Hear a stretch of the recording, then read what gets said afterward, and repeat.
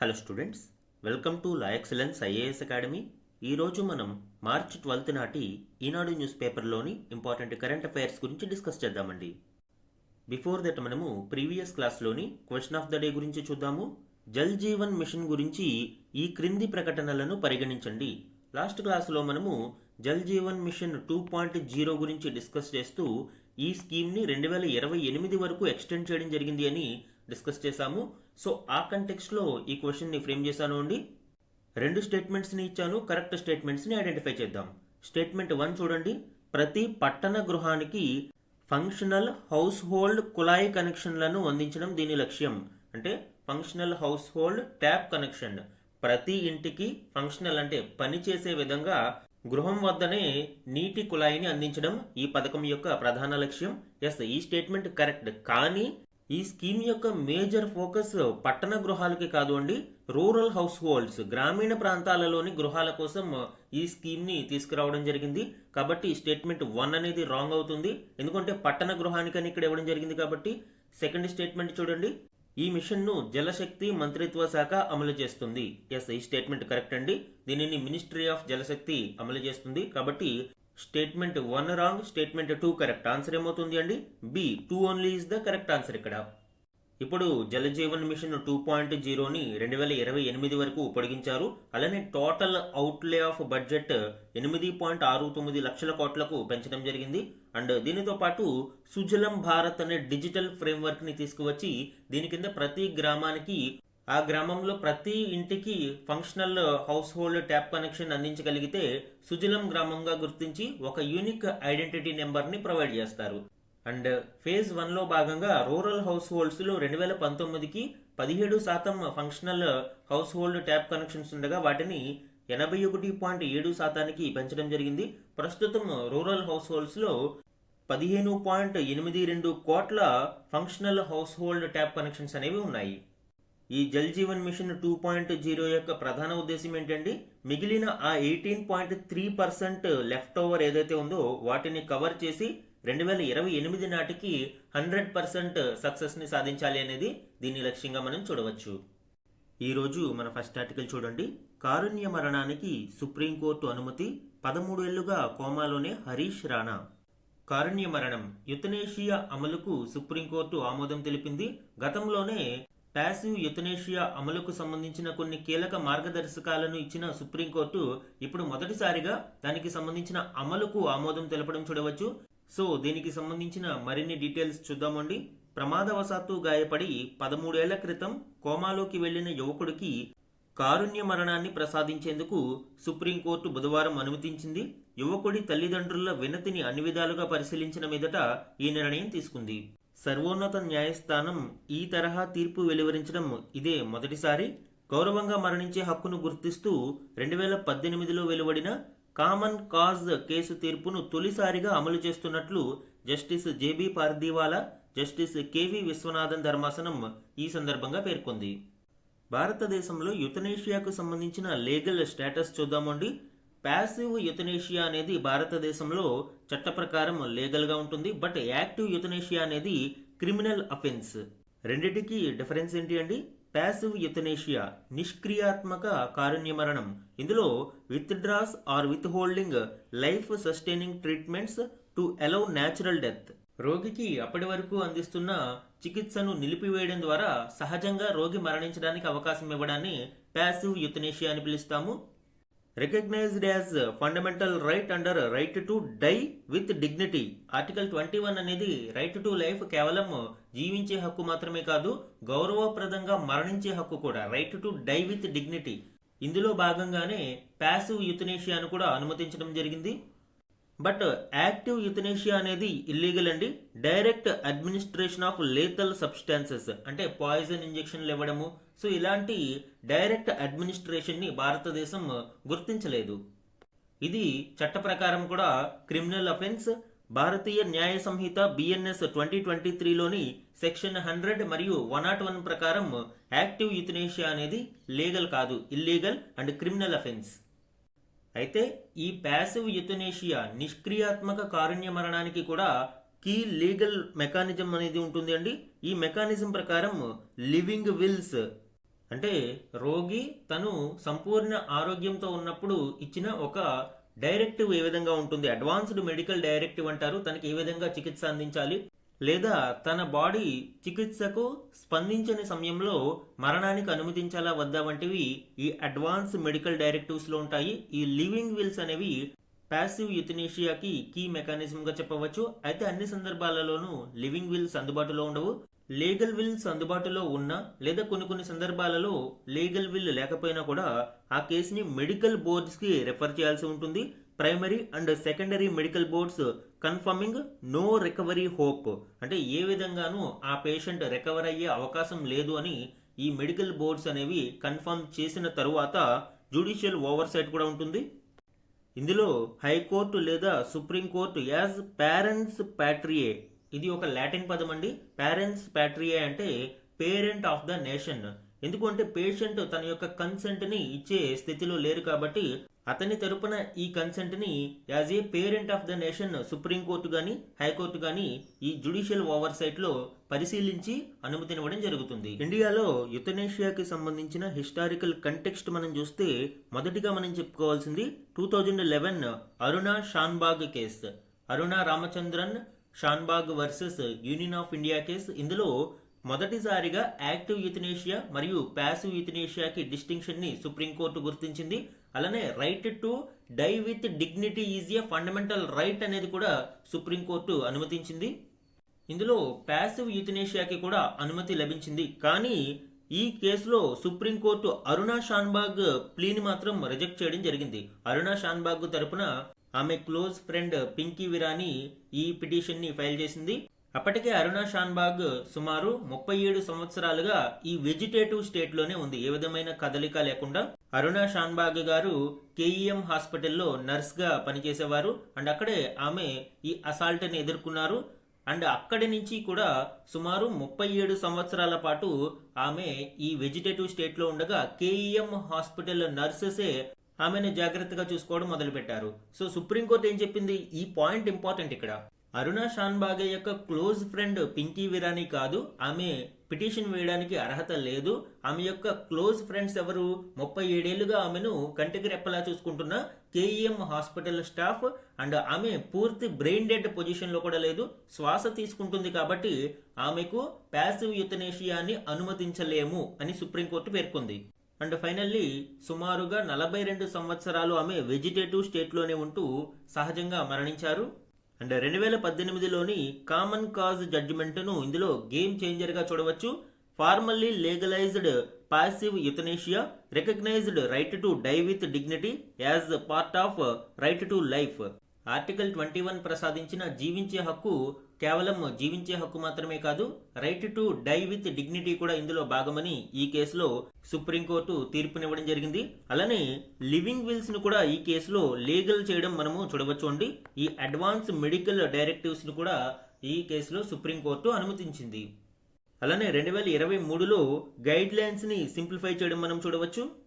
ఇక recent developments, March 11, 2026 landmark order withdrawal of life support for 32-year-old Harish Rana permanent vegetative state for 13 years. 13 సంవత్సరాలుగా permanent vegetative state లో ఉన్నారు.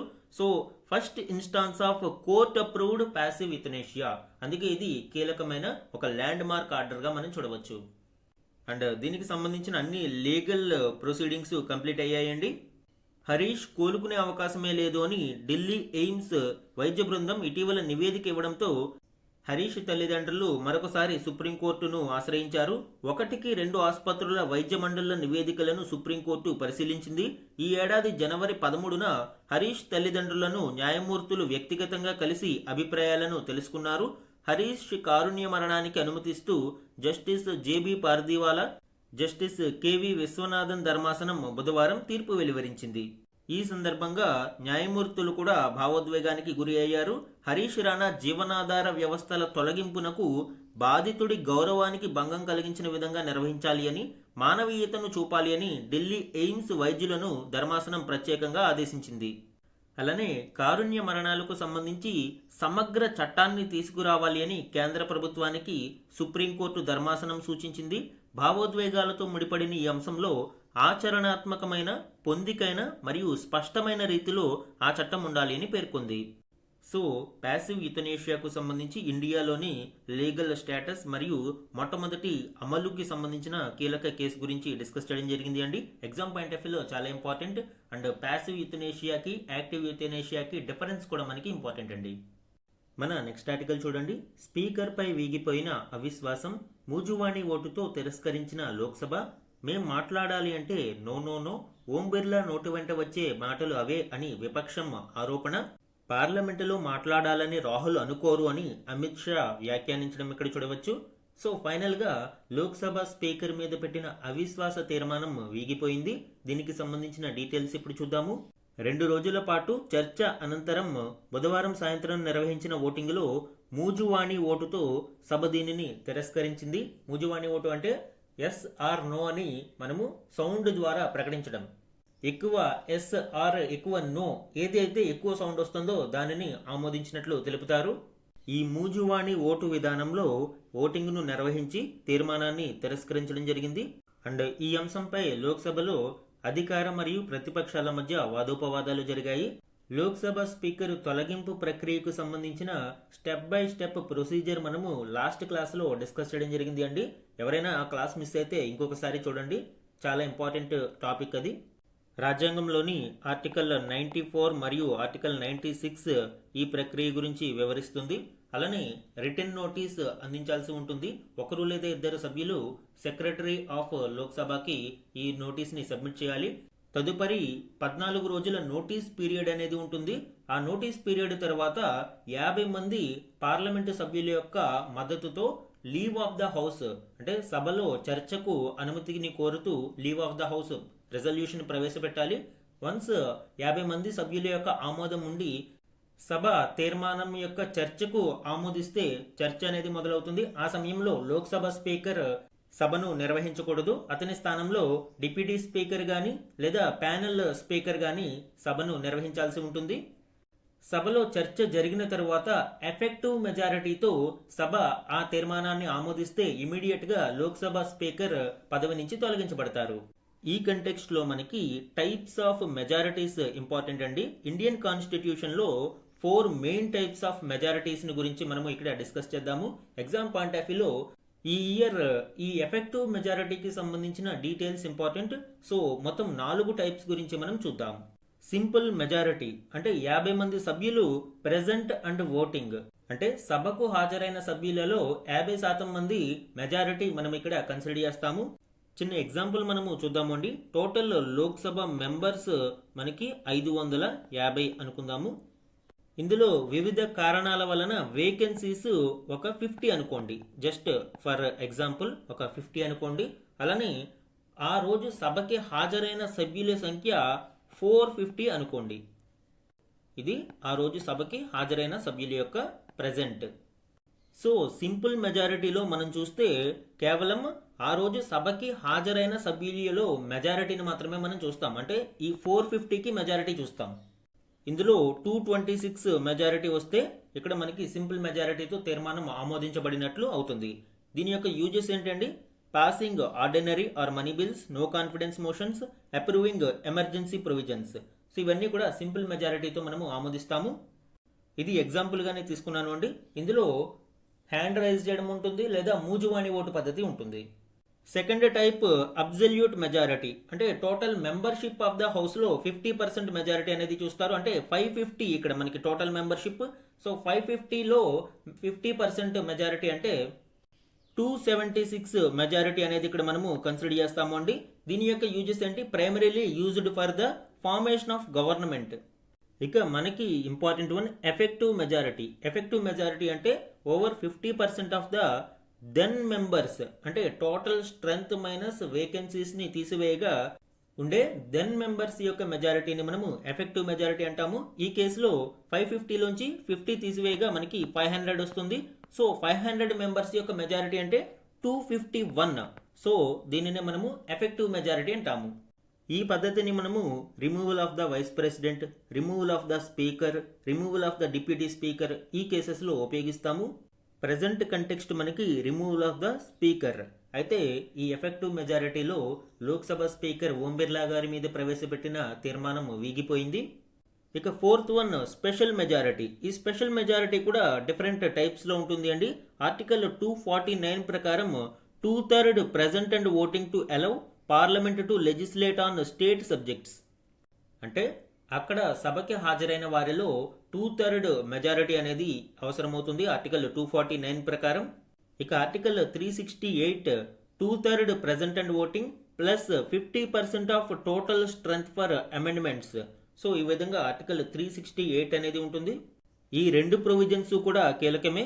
అలానే article 368 plus states అంటే దీనితో పాటు ratification by 50% of states for federal structural changes.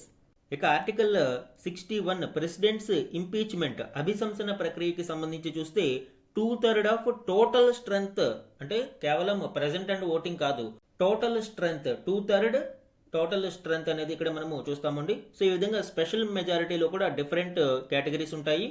So ఇవి 4 main types of majorities in the Indian constitution.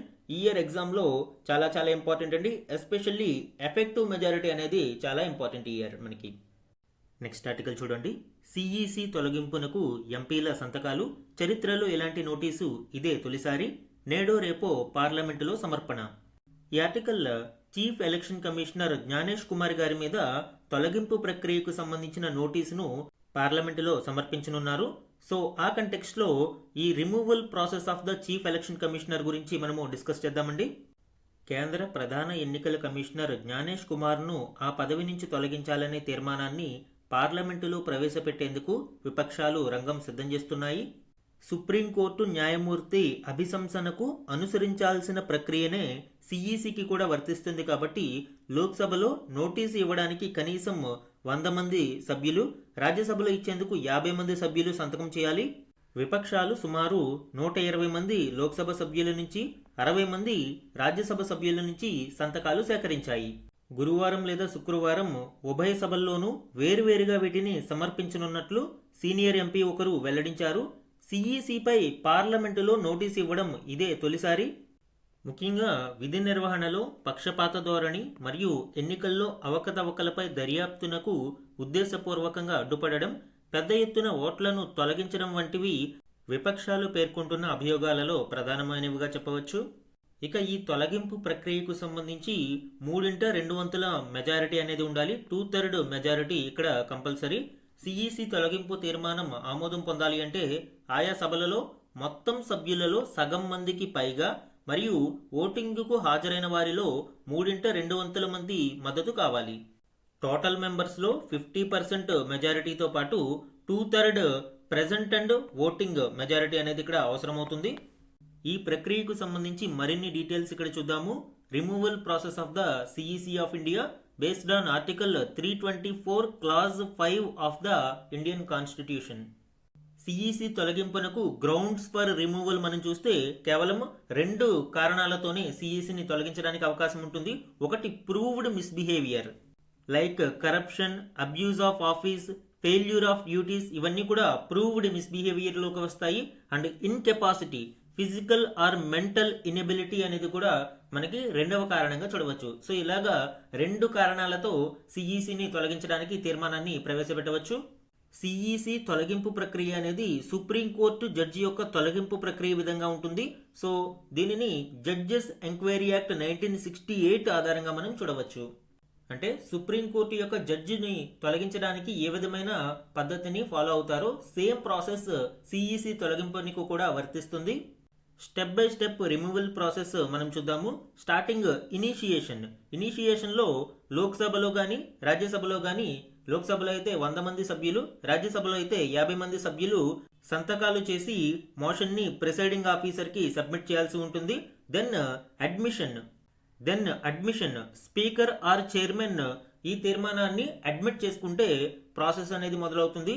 Refused అయితే మాత్రం అక్కడితో ఆ తీర్మానం ఎండ్ అయిపోతుంది. ఇది కంప్లీట్ గా discretionary power of the speaker are Rajya Sabha chairman. ఇక థర్డ్ స్టెప్ ఎంక్వైరీ. ఈ ఎంక్వైరీలో ప్రిసీడరీ ఎంక్వైరీ అంటే ప్రిసైడింగ్ ఆఫీసర్ ఎవరైతే ఉంటారో ఆయన ఎంక్వైరీ కమిటీని నియమిస్తారు. 3 మెంబర్ కమిటీలో supreme court judge, high court chief justice మరియు డిస్టింగ్విష్డ్ జ్యూరిస్ట్ మెంబర్స్గా ఉంటారు. Investigate charges and submit report. ఈ 3 మెంబర్ కమిటీ ప్రిసైడింగ్ ఆఫీసర్కి రిపోర్ట్ని సబ్మిట్ చేస్తుంది. Next step voting in both houses of parliament. So పార్లమెంటులో ఇక్కడ చర్చ అనేది మొదలవుతుంది, ఓటింగ్ ప్రక్రియ అనేది మొదలవుతుంది. ఇందులో right to defence, CEC defence themselves before the committee and house before the parliament. And majority వచ్చి special majority in the same session. ఆ సమావేశాలలోనే స్పెషల్ మెజారిటీతో ఈ తీర్మానం పాస్ అవ్వాల్సి ఉంటుంది. స్పెషల్ మెజారిటీ అంటే ఇక్కడ 50% టోటల్ మెంబర్స్ మరియు 2/3 ఆఫ్ ప్రెజెంట్ అండ్ ఓటింగ్. ఇలాగా మనకి స్పెషల్ మెజారిటీని చూడవచ్చు.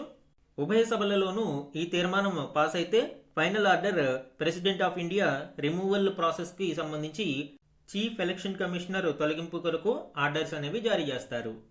రిజిగ్నేషన్ మరియు రిమూవల్లో చిన్న డిఫరెన్స్ ఏంటి అంటే, ఒకవేళ సిఈసి తనంతట తాను రిజిగ్నేషన్ చేస్తే రిటైన్స్ పెన్షన్ బెనిఫిట్స్ అనేవి అతనికి అందుతాయి. రిమూవల్ ప్రాసెస్లో deprived of pension and other benefits. So ఒకవేళ ఈ తొలగింపు ప్రక్రియ కనుక చేపట్టి అతనిని తొలగిస్తే పెన్షన్ బెనిఫిట్స్ లాంటివి అందవు. ఎలక్షన్ కమిషనర్స్ యొక్క తొలగింపును మనం చూస్తే చీఫ్ ఎలక్షన్ కమిషనర్ అయితే రిమూవ్డ్ లైక్ సుప్రీంకోర్టు జడ్జి యొక్క తొలగింపు ప్రక్రియ ఏ విధంగా ఉంటుందో సేమ్ సిఈసి తొలగింపునకు కూడా సేమ్ ప్రాసెస్ అనేది ఫాలో అవుతారు. అండ్ అదర్ ఎలక్షన్ కమిషనర్ అయితే ప్రెసిడెంట్ రిమూవ్స్ ఆన్ సిఈసిస్ రికమెండేషన్. ఇతర ఎన్నికల అధికారులకు సంబంధించి సిఈసి యొక్క రికమెండేషన్స్ ఆధారంగా ప్రెసిడెంట్ వీరిని తొలగించవచ్చు. అండ్ రీసెంట్ కంటెక్స్ట్ ఏంటండి, రిమూవల్ నోటీస్ అనేది ఇనిషియేట్ చేయడం జరిగింది. First ever removal notice initiated. Allegations ఏంటి, biased conduct and electoral roll revision issues. And దీనికి సంబంధించిన ఫర్దర్ డెవలప్మెంట్స్ కమింగ్ క్లాసెస్లో మనం చూద్దామండి. ఈ టాపిక్ కూడా మనకి ఎగ్జామ్ పాయింట్ ఆఫ్ వ్యూలో చాలా important. And Lok Sabha speaker తొలగింపునకు effective majority గురించి మనము డిస్కస్ చేయడం జరిగింది. అలానే సిఈసి తొలగింపునకు స్పెషల్ మెజారిటీని గురించి కూడా మనము డిస్కస్ చేయడం జరిగింది. ఈ ఇయర్ ఎగ్జామ్స్లో ఇవన్నీ ఇంపార్టెంట్ అండి. అందువల్లనే 4 మెయిన్ టైప్ ఆఫ్ మెజారిటీస్ గురించి కంప్లీట్గా మనము డిస్కస్ చేసాం. మన నెక్స్ట్ ఆర్టికల్ చూడండి. హార్మూజ్లో అగ్గి, ఇరాన్ మైన్ లేయింగ్ షిప్లపై తీవ్ర దాడులకు దిగిన అమెరికా. యుఎస్ ఇరాన్ మధ్య జరుగుతున్న ఆన్ గోయింగ్ వార్కి సంబంధించిన రీసెంట్ డెవలప్మెంట్స్ గురించి ఇది వివరిస్తుంది. రెగ్యులర్ వార్ అప్డేట్స్గా వీటిని చూడవచ్చు. దీని గురించి డీటెయిల్డ్ ఎక్స్ప్లెనేషన్ అవసరం ఉండదు. హార్మూజ్ జలసంధిని తన కంట్రోల్లోకి తీసుకున్న ఇరాన్ను అడ్డుకునేందుకు ఇరాన్ మైన్ లేయింగ్ షిప్లపై తీవ్ర దాడులకు అమెరికా దిగింది.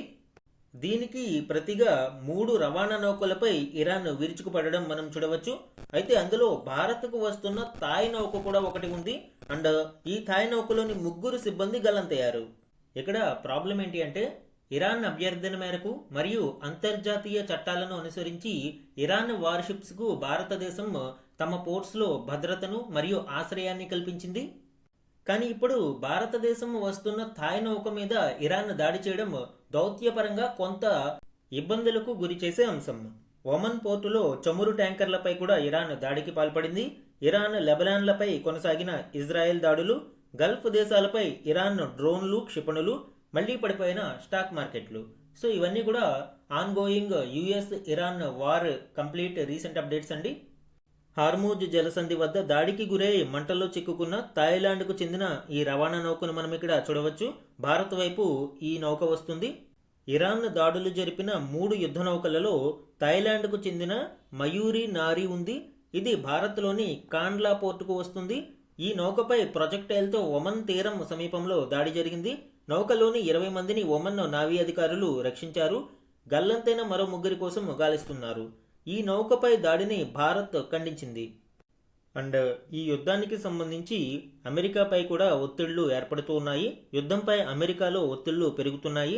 యుద్ధ లక్ష్యాలు, వ్యూహాలపై పబ్లిక్ హియరింగ్ చేపట్టాలి అని చట్టసభల సభ్యులు డిమాండ్ చేస్తున్నారు. సో ఇది యుఎస్ ఇజ్రాయెల్ వర్సెస్ ఇరాన్ మధ్య జరుగుతున్న వారికి సంబంధించిన ఇంపార్టెంట్ అప్డేట్స్ అండి. మన నెక్స్ట్ ఆర్టికల్ చూడండి. ఎఫ్డిఐ సడలింపు చైనా సంస్థల కోసం కాదు. ఈ ఆర్టికల్ రీసెంట్ ఎఫ్డిఐ రిలాక్సేషన్స్కి సంబంధించి కొన్ని కీలక డీటెయిల్స్ని వివరిస్తుంది. ఇందులోని కీ పాయింట్స్ ఇప్పుడు చూద్దాం. చైనా సంస్థలకు 10% వరకు వాటా ఉన్న విదేశీ కంపెనీలు మన దేశంలోని అన్ని రంగాలలో ఆటోమేటిక్ మార్గంలో పెట్టుబడి పెట్టేందుకు అర్హత లభించింది. చైనా, హాంకాంగ్ లేదా మన దేశంతో భౌగోళిక సరిహద్దులు కలిగిన దేశాలలో నమోదైన సంస్థలకు సవరించిన ఎఫ్డిఐ నిబంధనలు వర్తించవని డిపిఐఐటి సంయుక్త కార్యదర్శి వెల్లడించారు. ఇంతకుముందు మన దేశంతో భౌగోళిక సరిహద్దు దేశాలకు చెందిన వాటాదారులకు ఒక వాటా ఉన్న విదేశీ సంస్థలు కూడా మన దేశంలోని ఏ రంగంలోనైనా పెట్టుబడి పెట్టడానికి తప్పనిసరి అనుమతి పొందాల్సి వచ్చేది. అయితే ఇప్పుడు ఈ నిబంధనలకు కొంత రిలాక్సేషన్ ఇవ్వడం జరిగింది. ఇప్పుడు 10% వరకు చైనీయులకు వాటా ఉన్న మన దేశంలో నేరుగా పెట్టుబడులు పెట్టవచ్చు. ఇందుకు సంబంధించి 2020 ప్రెస్ నోట్ 3లో మార్పులకు కేంద్ర మంత్రివర్గం ఆమోదం తెలిపింది. దీని ప్రకారం మన దేశంతో భౌగోళిక సరిహద్దులను పంచుకునే దేశాల పెట్టుబడిదారులు ఏ రంగంలోనైనా పెట్టుబడి పెట్టడానికి తప్పనిసరి అనుమతి పొందాలి. ఇప్పుడు ఈ ప్రెస్ నోట్ 3ని మార్పులు చేసి ఈ నిబంధనలను కొంత సడలించారు. దీనికి సంబంధించిన మరిన్ని డీటెయిల్స్ చూద్దాము. Key relaxations: 10% automatic route threshold, investments with beneficial ownership less than or equal to 10% ఉన్నప్పుడు ఆటోమేటిక్ రూట్లో అనుమతులు అనేవి లభిస్తాయి. No prior government approval needed. ఇక ఫాస్ట్ ట్రాక్ 60-day అప్రూవల్స్ అనేవి ఇక్కడ చూడవచ్చు. Deadline for government approval in specified manufacturing sectors. కొన్ని మ్యానుఫ్యాక్చరింగ్ సెక్టార్స్లో ఈ పెట్టుబడుల అనుమతి కోసం నిర్ణీత కాలపరిమితి అంటే 60 రోజుల లోపు ఖచ్చితంగా వీటిని పూర్తి చేయాలి అని ఈ డెడ్ లైన్స్ని ఫిక్స్ చేయడం జరిగింది ఫర్ ఫాస్ట్ ట్రాక్ అప్రూవల్స్. ఇక సెక్టార్ స్పెసిఫిక్ ఓపెనింగ్స్ ఎస్పెషల్లీ మ్యానుఫ్యాక్చరింగ్కి సంబంధించి capital goods, electronic components, solar manufacturing inputs ఇటువంటి క్రిటికల్ మ్యానుఫ్యాక్చరింగ్ రంగాల మీద దృష్టి సారించడం మనం చూడవచ్చు. అయితే రిటైన్డ్ సేఫ్ గార్డ్స్ కూడా ఇక్కడ చూడాలి అండి. స్ట్రాటజిక్ రెస్ట్రిక్షన్స్ అనేవి కంటిన్యూ అవుతాయి. Sensitive sectors like semi conductors లాంటివి ఇర్రెస్పెక్టివ్ ఆఫ్ థ్రెషోల్డ్ ఇన్వెస్ట్మెంట్ పూర్తిగా గవర్నమెంట్ అప్రూవల్తో మాత్రమే వీటికి అనుమతి అనేది లభిస్తుంది. అలానే ఇండియన్ కంట్రోల్ అనేది ఇక్కడ మ్యాండేటరీగా రిక్వైర్మెంట్ ఉంటుంది. Majority ownership must remain with resident Indian citizens. అలానే beneficial ownership scrutiny alliance with prevention of money laundering rules 2005 to identify ultimate controllers. ఎవరు పూర్తిగా ఫైనల్గా కంట్రోల్ చేస్తున్నారు అనే దానిని ఇక్కడ ఐడెంటిఫై చేయడం జరుగుతుంది. బెనిఫిషియల్ ఓనర్ స్క్రూటినీ అనేది ఇక్కడ తప్పనిసరి.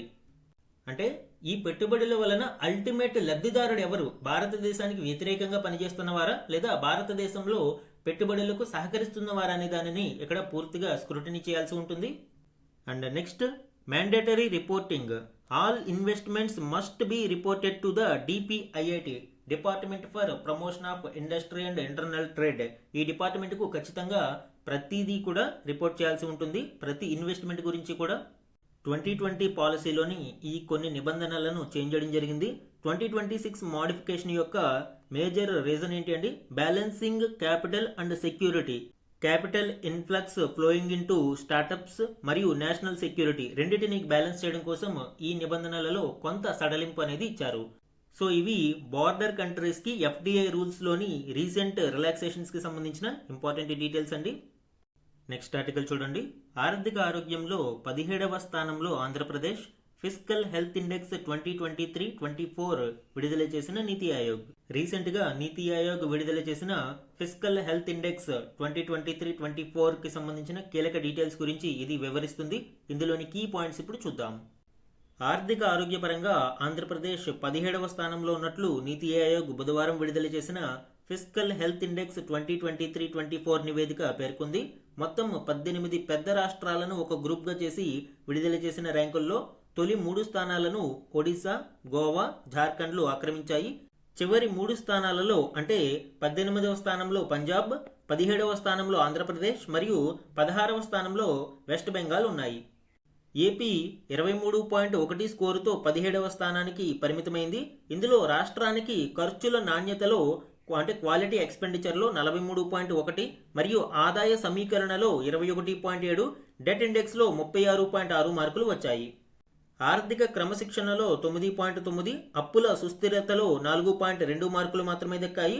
రాష్ట్రం ఆదాయం వ్యయం మధ్య నిరంతరం అసమతౌల్యత కొనసాగుతున్నట్లు నీతి ఆయోగ్ తెలిపింది. ఈ ఇండెక్స్కి సంబంధించిన మరిన్ని డీటెయిల్స్ చూద్దామండి. Evaluating Indian states financial performance 2023-24 ఆర్థిక సంవత్సరానికి ఈ నివేదిక అనేది తెలియజేస్తుంది. ఇందులో 5 అసెస్మెంట్ పిల్లర్స్ మనం చూడవచ్చు. 1 quality of expenditure, 2 revenue mobilisation, 3 fiscal prudence, 4 debt index, 5 debt sustainability.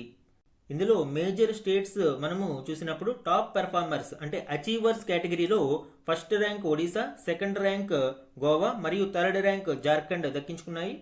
Odisha 73.1 స్కోర్తో, జార్ఖండ్ 50.5తో థర్డ్ ర్యాంక్, గోవా 54.7తో సెకండ్ ర్యాంక్ దక్కించుకున్నాయి. ఇక నార్త్ ఈస్టర్న్ అండ్ హిమాలయన్ స్టేట్స్లో టాప్ పెర్ఫార్మర్స్ మనం చూస్తే అరుణాచల్ ప్రదేశ్ మొదటి స్థానంలో 59.5 స్కోరుతో ఉంది. ఉత్తరాఖండ్ సెకండ్ ప్లేస్లో 52.5 స్కోరుతో ఉంది. ఇక ఫ్రంట్ రన్నర్స్ కేటగిరీలో గుజరాత్, మహారాష్ట్ర, ఛత్తీస్గఢ్, తెలంగాణ, ఉత్తరప్రదేశ్ ఉన్నాయి. And aspirational high stress states మనం చూస్తే పంజాబ్, వెస్ట్ బెంగాల్, కేరళ, ఆంధ్రప్రదేశ్ ఉన్నాయి. ఇక స్ట్రాటజిక్ ఫిస్కల్ ట్రెండ్స్ ఫర్ 2026 మనం చూస్తే నేషనల్ ఫిస్కల్ డెఫిసిట్ టార్గెట్స్ అనేవి యూనియన్ బడ్జెట్ 26-27లో 4.3% ఫైనాన్షియల్ ఇయర్ 27కి ఫిక్స్ చేయడం జరిగింది. ఫైనాన్షియల్ ఇయర్ 26లో ఇది 4.4% ఆఫ్ జీడిపిగా ఉంది. ఇక డెట్ టు జీడిపి ప్రొజెక్షన్ అనేది ఫైనాన్షియల్ ఇయర్ 27లో 55.6%కు ఫిక్స్ చేయడం జరిగింది. అండ్ ఫైనాన్షియల్ ఇయర్ 2026లో ఇది 56.1%గా ఉంది. సో ఇవి ఫిస్కల్ హెల్త్ ఇండెక్స్ 2026 అంటే 23-24 ఫైనాన్షియల్ ఇయర్కి సంబంధించిన కీలక అనాలిసిస్ అండి. ఈరోజు Eenadu news పేపర్లోని one liner current అఫైర్స్ని చూడండి. The DRDO and Indian Navy successfully conducted 4 in-flight release trials of the indigenous air droppable container ADC-150 from a Boeing P-8I Poseidon aircraft off the coast of Goa. The ADC-150, designed and developed in India, is capable of delivering payloads of up to 150 kilograms. So ఇండిజినియస్గా develop చేసిన air droppable కంటైనర్ను DRDO మరియు Indian navy సంయుక్తంగా పరీక్షించాయి. ADC-150 పేరుతో దీన్ని ఇండియాలో తయారు చేయడం జరిగింది. ఇటీవల గోవా తీరంలో 4 ఇన్-ఫ్లైట్ రిలీజ్ ట్రయల్స్లో ఇది సక్సెస్ఫుల్గా పరీక్షించారు. నెక్స్ట్ వన్ JJM 2.0 గురించి ఆల్రెడీ మనము డిస్కస్ చేసాము. And next important one, the Indian railways has launched the shine sexual harassment incident notification for empowerment app for women employees to strengthen workplace safety across the organisation. Indian రైల్వేస్లో పని ప్రదేశాలలో sexual harassment గురి అవుతున్నప్పుడు ఇమీడియట్గా ఆ ఇన్సిడెంట్ని notify చేయడానికి ఈ shine యాప్ను రైల్వేస్ తీసుకురావడం జరిగింది. The portal has a feature that allows lodging complaints on behalf of outside visitors, contractual employees or workers or students, and on behalf of women employees. Next one, an Indian Armed Forces contingent arrived at Seychelles to participate in the 11th edition of Joint Military Exercise L'Amitié 2026 with Seychelles Defence Forces on 9th March 2026. Seychelles మరియు India సంయుక్తంగా నిర్వహించే ఈ joint military exercise Lamitiye meaning ఏంటి అంటే friendship అని అర్థం. And ఇది biennial training event and has been conducted in Seychelles since 2001. 2001 నుంచి సీషెల్స్లో ఈ కార్యక్రమాన్ని నిర్వహిస్తున్నారు. అండ్ ఇది బైనియల్ అంటే 2 సంవత్సరాలకు ఒకసారి నిర్వహిస్తారు. సో ఇవి ఈరోజు ఈనాడు న్యూస్ పేపర్లోని important one liner current affairs. ఈరోజు మన క్వశ్చన్ ఆఫ్ ద డే గురించి చూడండి. ఈ క్రింది ప్రకటనలను పరిగణించండి. ఈరోజు క్లాస్లో మనము యుతనేషియా కాన్సెప్ట్ గురించి మరియు legal status of euthanasia in India గురించి డిస్కస్ చేయడం జరిగింది. ఆ కంటెక్స్ట్లో 2 స్టేట్మెంట్స్ని ఇచ్చానుండి. ఇందులో కరెక్ట్ స్టేట్మెంట్స్ని ఐడెంటిఫై చేసి ఆన్సర్ని కామెంట్ సెక్షన్లో కమెంట్ చేయండి. ఇది ఈరోజు ఈనాడు న్యూస్ పేపర్లోని ఇంపార్టెంట్ కరెంట్ అఫైర్స్ మీద daily analysis. Thank you for watching.